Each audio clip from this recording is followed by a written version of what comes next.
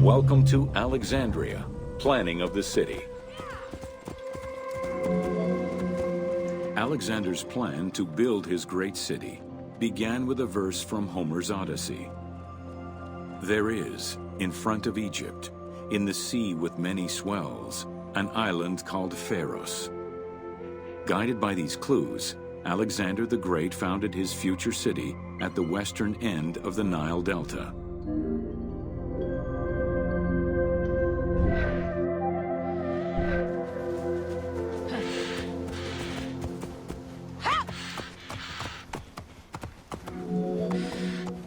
Though Alexander considered this location ideal for his great city, it presented considerable challenges.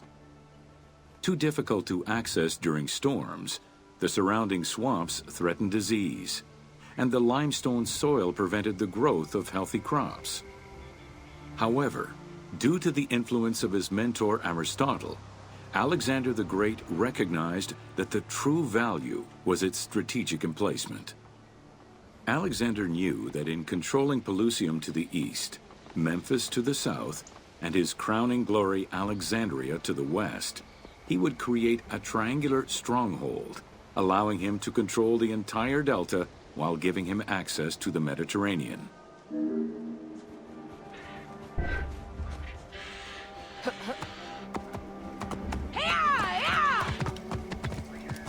Whoa!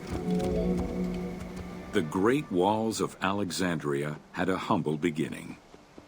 Lacking chalk to outline the future city's foundations, architects were forced to use flour instead. Clouds of migrating birds swept down and ate the flour, erasing the plans. This prompted Alexander to seek guidance from the oracles, who reassured him that his future city was destined to feed a large population.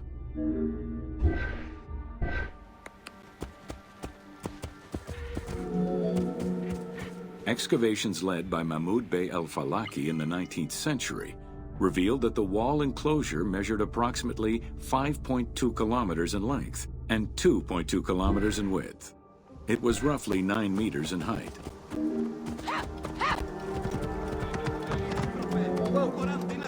These formidable ancient walls would resist a number of attacks, including fending off the king of Syria in 169 BCE. It wasn't until 295 CE that they eventually fell to Roman Emperor Diocletian, and this only after 8 months of relentless assault. Whoa!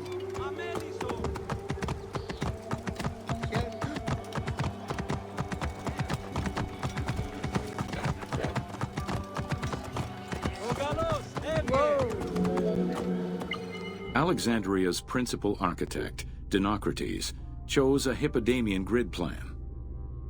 The grid maximized functionality, with wide, straight roads and canals running beneath them. Alexander recognized the military value of the city's design. The wide, parallel streets gave him optimal surveillance of the city, while allowing the unobstructed flow of troops.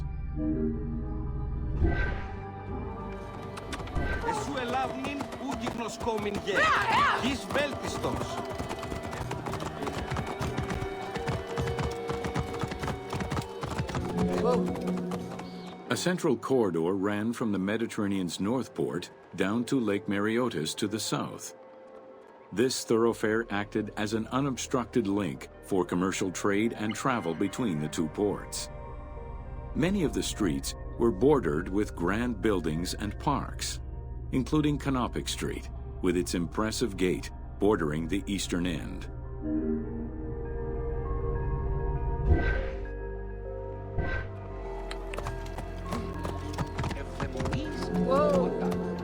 Alexandria was most likely built upon an already existing Egyptian village.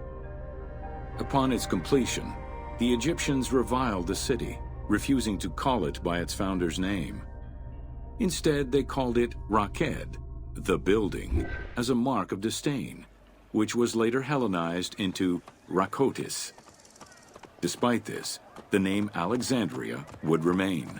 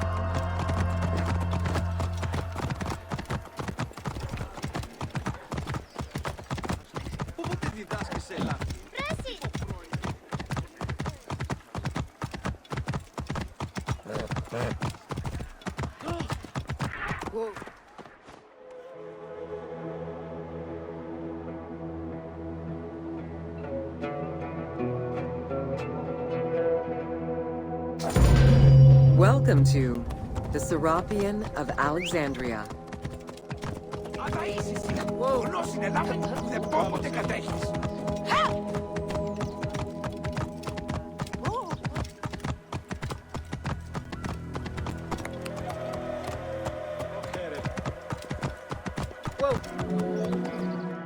In a city of numerous magnificent attractions, the Serapion was considered to be the most beautiful temple of Alexandria. Located southwest of the city, on a small hill known as the Acropolis, the sanctuary was constructed during the reign of Ptolemy III, upon foundations which had existed since the reign of Ptolemy I Soter.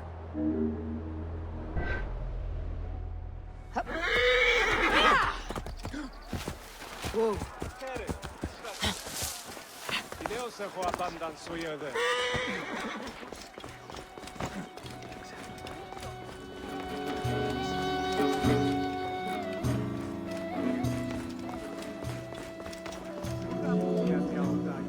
Visitors of the Serapion climbed 100 steps to reach the courtyard.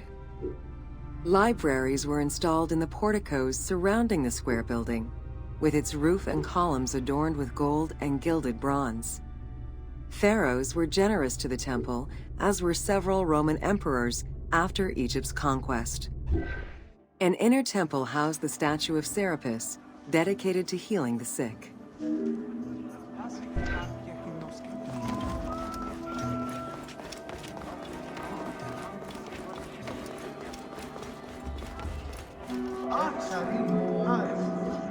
Since the 26th dynasty, Greeks in Egypt had gradually integrated the Egyptian cult of the Apis bull to their own rituals. With the establishment of the Ptolemaic dynasty, the cult of Apis was further integrated into Greek religion. During his rule, Ptolemy I chose to merge Egyptian and Hellenic gods into a syncretic divinity named Serapis. This name was the result of the amalgamation of Osiris and Apis. With this new deity, the Ptolemaic dynasty managed to accommodate similar belief sets for two different cultures, bringing about a new dynastic cult.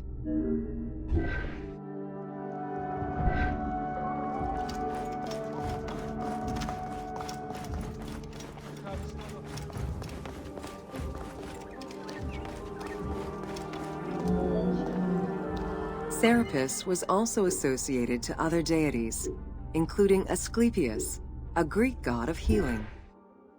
It is possible that, as with the Serapis Temple of Canopus, the sick would visit this sanctuary, sleeping there overnight in the hopes of being healed within its hallowed halls.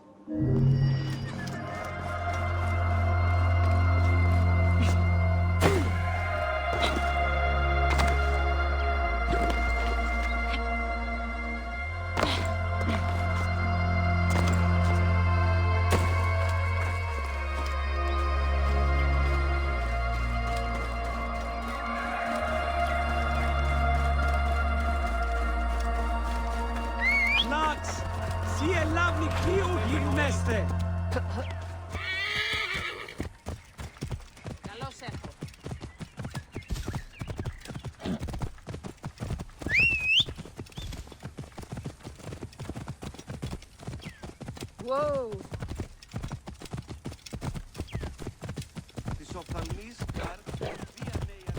Oh.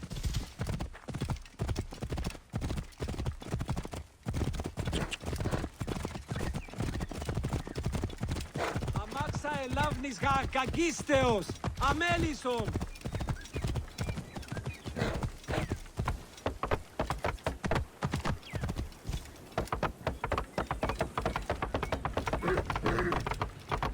Whoa.